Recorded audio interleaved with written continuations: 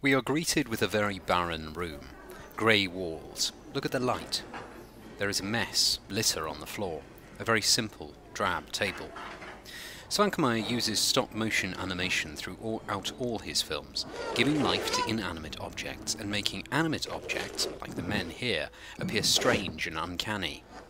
I want you to think about the ways in which they are somehow reduced to a machine-like state. We hear and see this through the hyperbolic squeaking of their movements, like robots. Look at how all the takeaway cartons are the same, the refuse of the same sort of meal. There is no variety. The light and the marks on the wall are all something that one would find in a prison.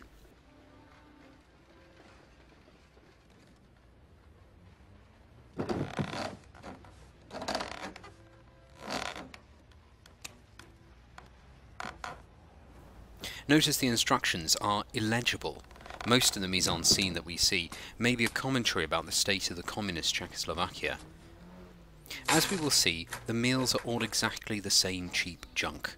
Each person is dressed in the same drab clothing, and they sit opposite one another. The instructions may be a criticism of the confusing bureaucracy in the communist state. Remember, this film was made in 1992, after the fall of communism in Czechoslovakia, and part of a series of 3 films. This one, it's possible to think, is reflecting back on the situation during the communist regime. Notice the dreamlike logic which Svankmajer employs. Logically, there is a need to place money in the vending machine. However, this is a man who in some ways behaves like both. He needs oxygen, hence the hole in the nose, and accepts payments like a very old vending machine.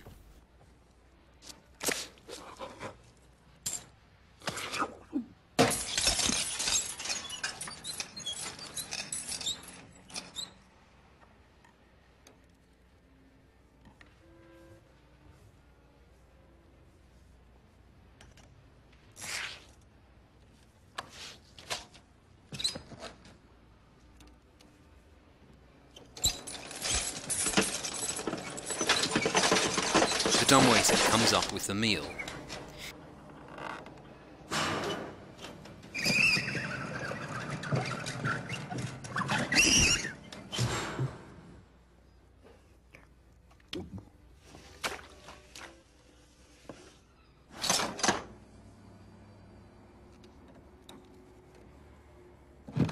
He constantly has to refer to the instructions, very much focusing on the need for the man to do it himself. Also, in order for him to get anything from the other man, he has to physically abuse him, something which the man with glasses is completely unaware.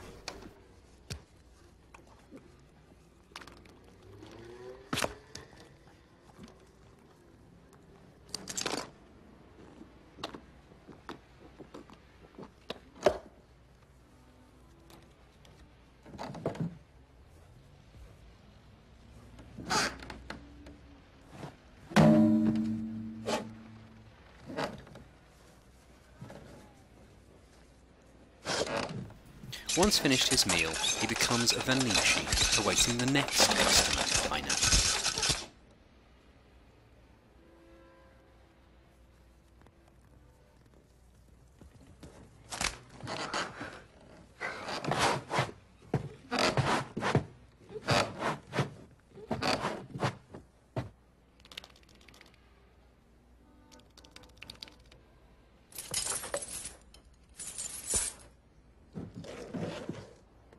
He makes a mark on the wall, like a prisoner counting the days.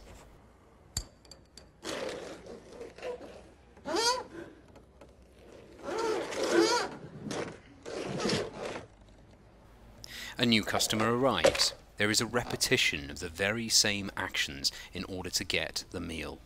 The whole process is very cyclical. There is no variety or change. Notice how Svankmajer places the instructions on a very heavy chain. Each of the characters places it around the neck of the next character.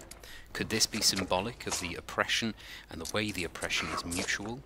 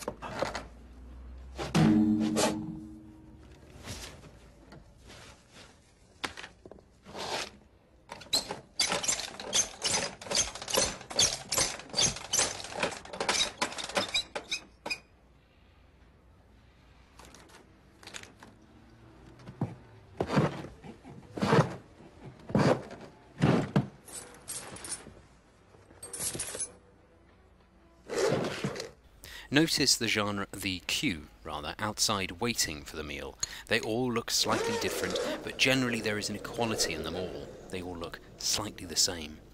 We also can't see the end of the queue. In Food Part 2, look for Svankmajer's take on the rise of the new capitalist Czechoslovakia. There is an inequality now. In what other ways is it different from this version of food?